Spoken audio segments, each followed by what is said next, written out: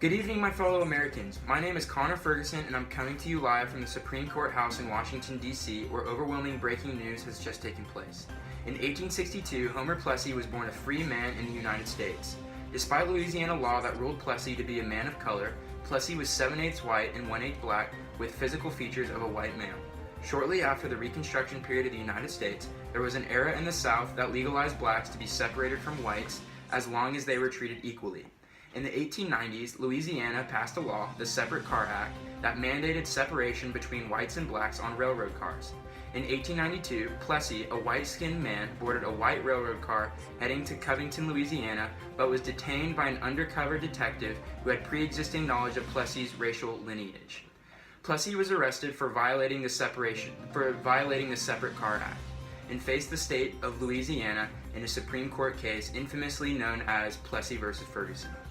In the case, Plessy's lawyer argued that Plessy's arrest violated the 14th Amendment and was denied his right to be equally protected by the law despite the color of his skin.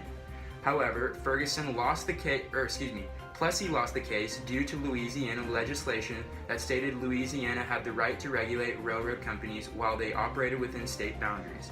The court upheld the constitutionality of racial segregation even in public accommodations, particularly railroads, under the doctrine of separate but equal, which was not to be overturned until when the Supreme Court decided Brown v. Board of Education.